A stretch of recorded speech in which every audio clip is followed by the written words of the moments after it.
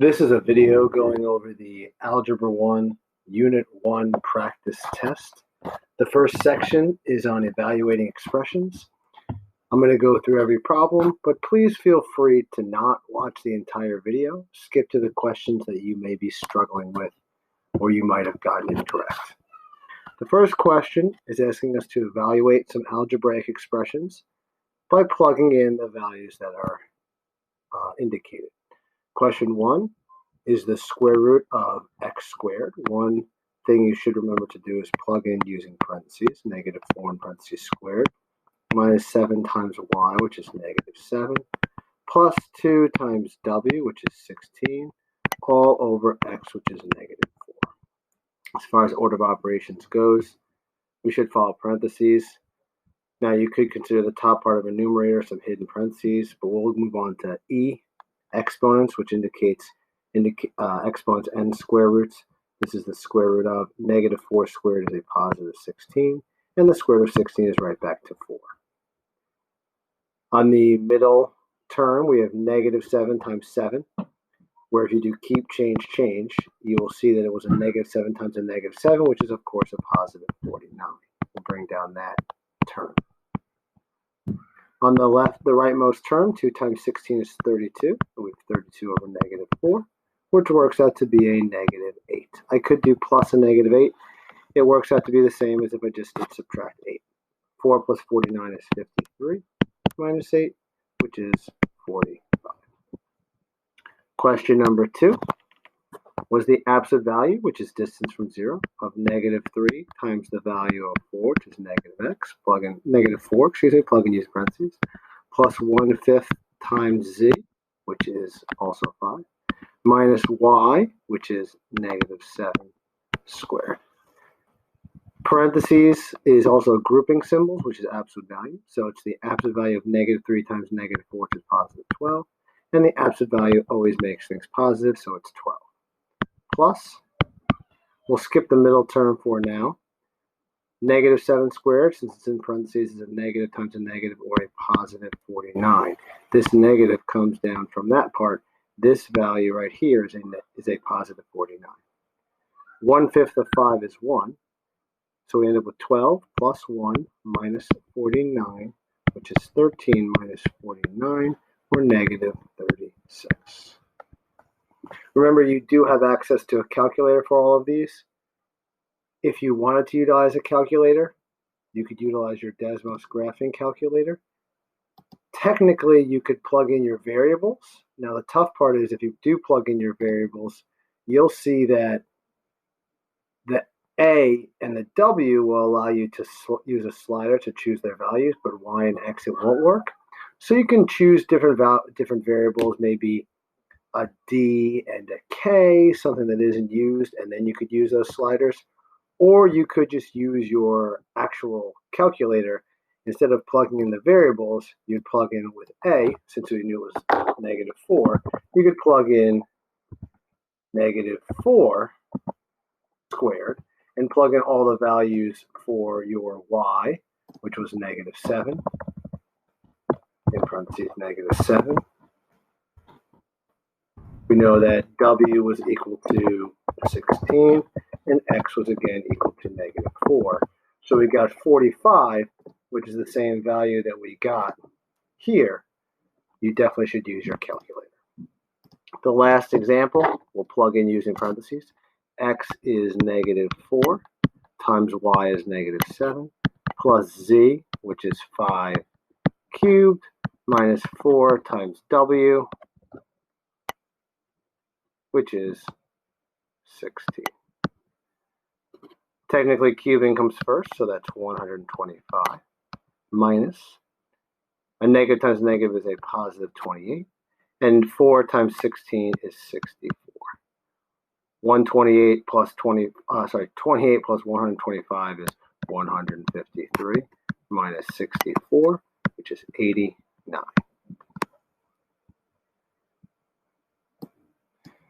Scrolling down a little bit, if we distribute and then combine like terms, notice that Instructions distribute come before combine like terms because technically the distributive property is multiplication and combining like terms is addition.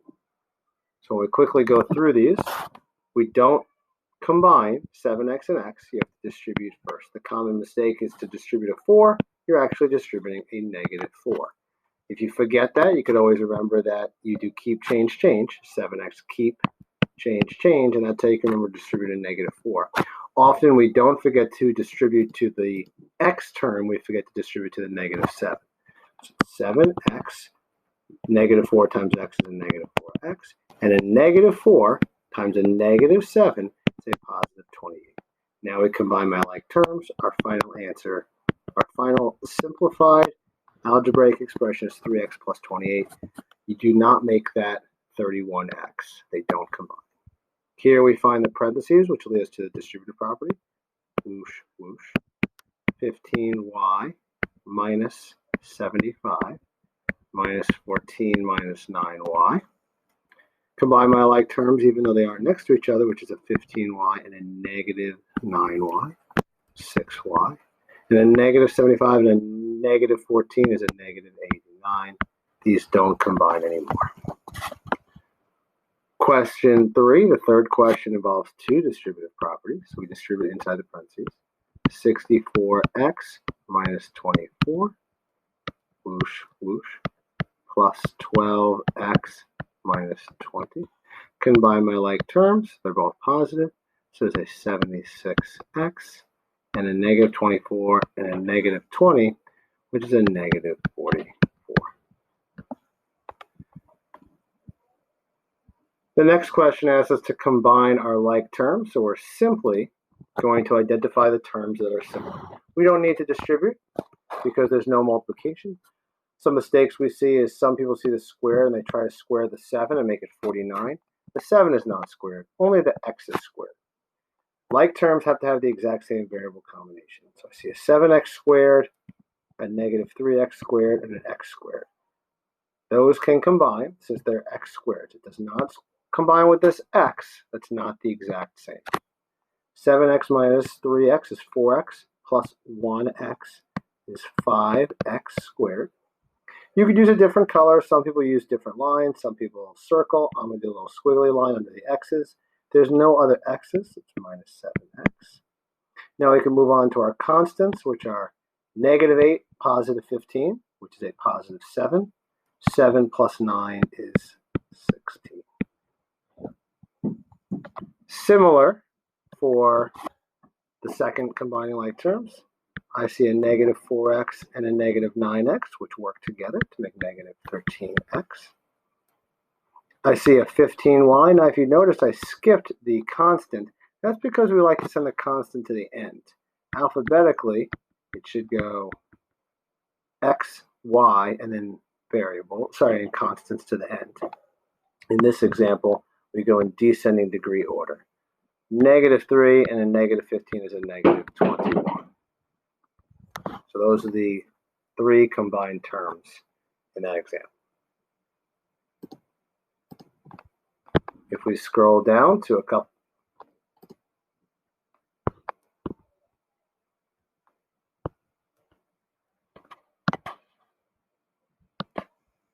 if we scroll down to do the next two, we see a negative 15x and a negative 3x, which is a negative 18x, negative 19, negative 20. Don't forget those are ones. If you want to do it on the side, so negative 15, a negative 3, a negative 1, and a negative 1 all have x's. It adds up to be a negative 20x, and the constant 9 does not combine with any other constants. 7y, and there are no other y terms. That's 7y.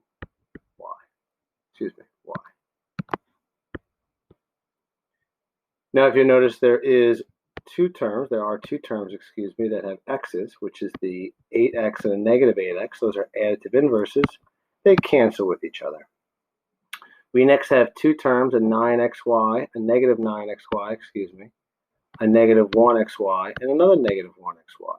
So 9 and a negative 1 and negative 1 is negative 9, negative 10, negative 11 is negative 11 xy plus 7y.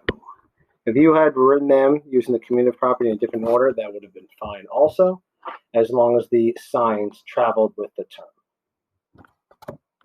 Algebraic means they're going to contain variables. Expression means there should not be an equal sign. So there's your hint. If you put an equal sign in any of your examples, you did not do it correctly. Some people like to put equal signs on the ends of things.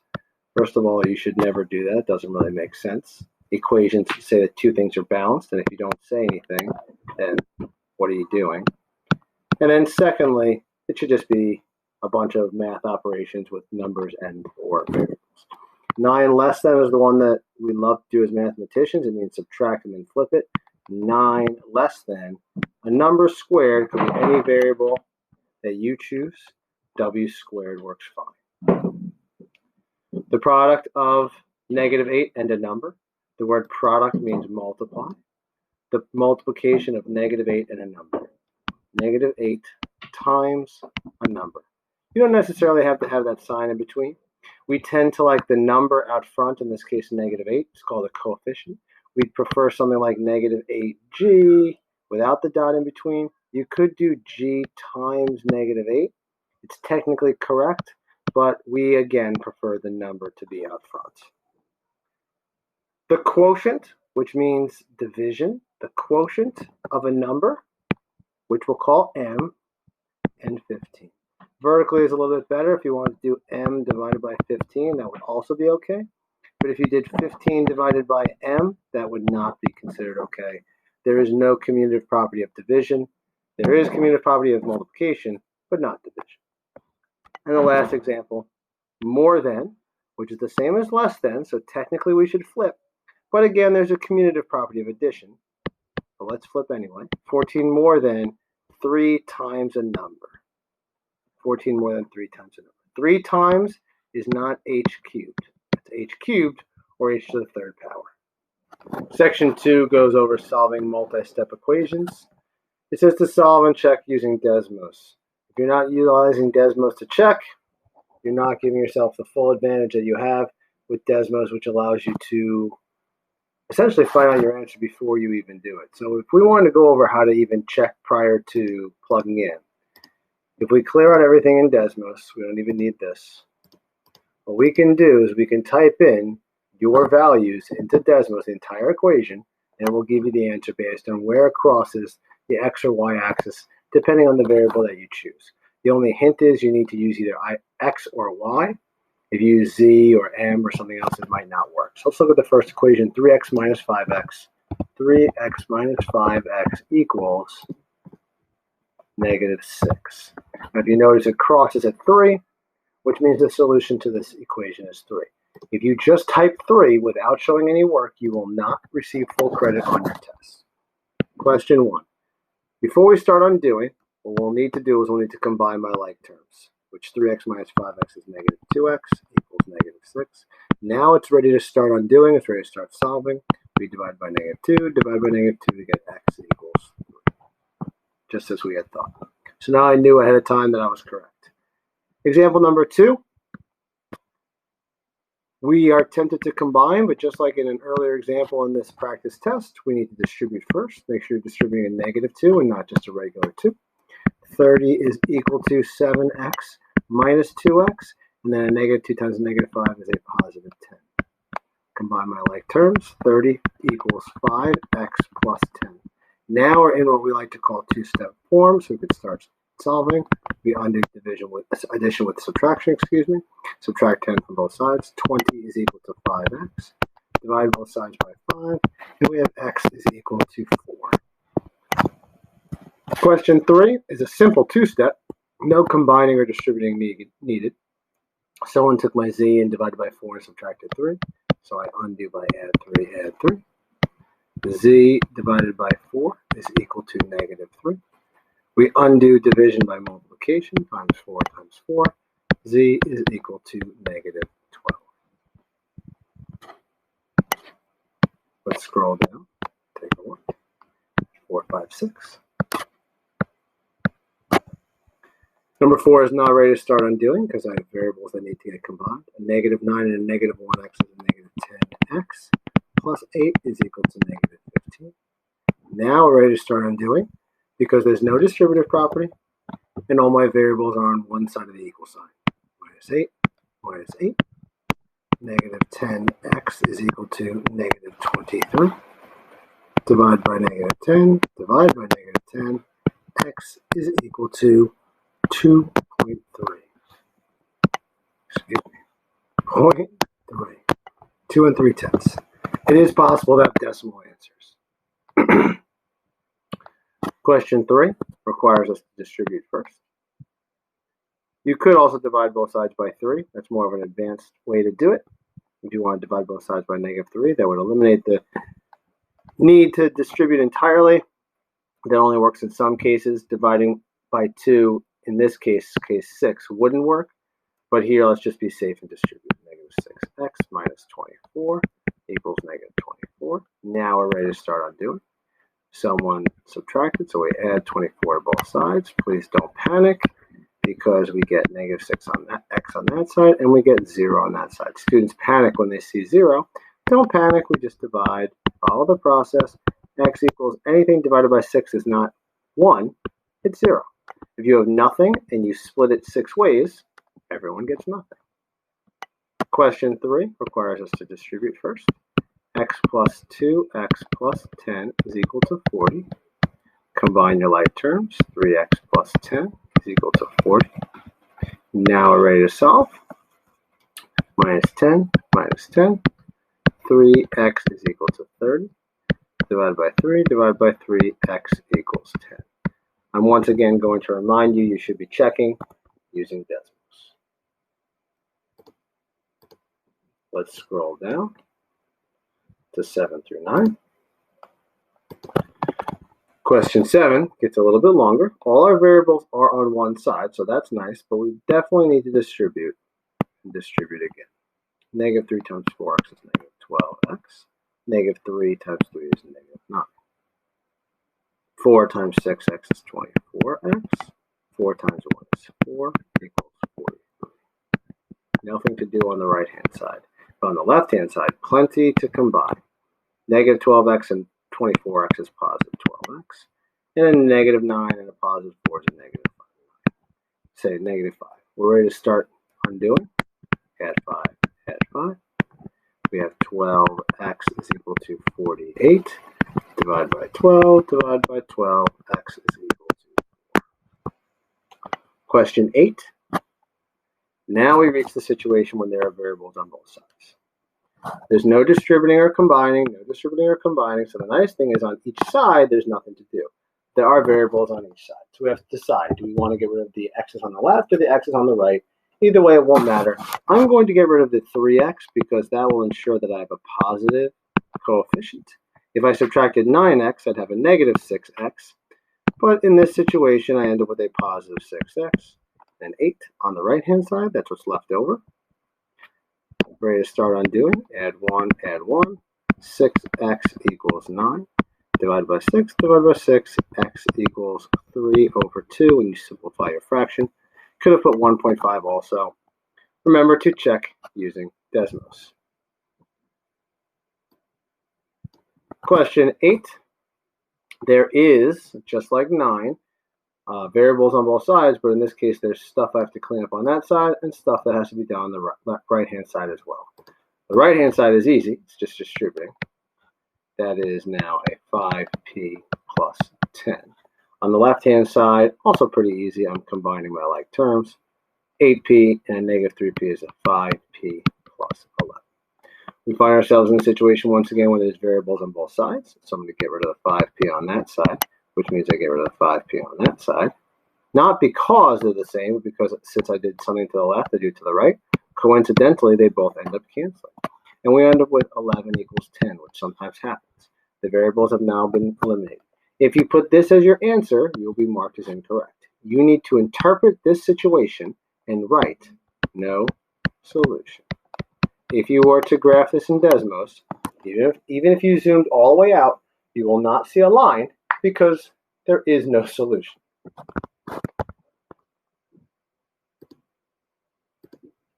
Question 10. introduces proportions. This is a simple proportion. We're going to cross multiply. 3 times 55 is 165. And 5 times n is 5n. This is a warm-up as far as proportions go. Split down the middle, divide by 5, divide by 5. We get n is equal to 33. Now you also probably could have noticed to go from 5 to 55 is times 11. So up top should have been times 11 also. 3 times 11 is 33. Doesn't always work as cleanly as that when you have binomials in the numerator, but the concept still applies. 4 times 9 is 36 in example 11. And then negative 2 times the quantity x plus 8. We need to distribute. Negative 2 times x is negative 2x. Negative 2 times 8 is negative 16. Now we start undoing. Add 16 to both sides. We have 52 equals negative 2x. Divide by negative 2. Divide by negative 2. X is equal to negative 26. You could try to check this in Desmos, but sometimes proportions don't work as nicely in Desmos as we'd all like it to. The last question, left-hand side, let's distribute. 4 times x is 4x. 4 times 2 is 8. On the right-hand side, we need to combine my like terms, just 6x and a negative 2x. So it's 4x plus 8. Now you may notice that we have the same thing on both sides. But if we follow our process and trust our process and get rid of one of the double variables, we can say, well, I'm going to get rid of the 4x on the left side. So if I subtract 4x from the left, I did the exact same thing, which coincidentally means they both cancel. We end up with 8 equals 8. Now the difference between 12 and 9 is that 12 is a true statement. 9 was not a true statement. This is a true statement. If you think about it, what x could you choose that if you multiply by 4 and add 8, it'd be the same as if you multiplied by 4 and added 8. And that'd be any number. If you put this as your answer, that would be marked as incorrect. The answer is all real numbers. You could also say infinite solutions.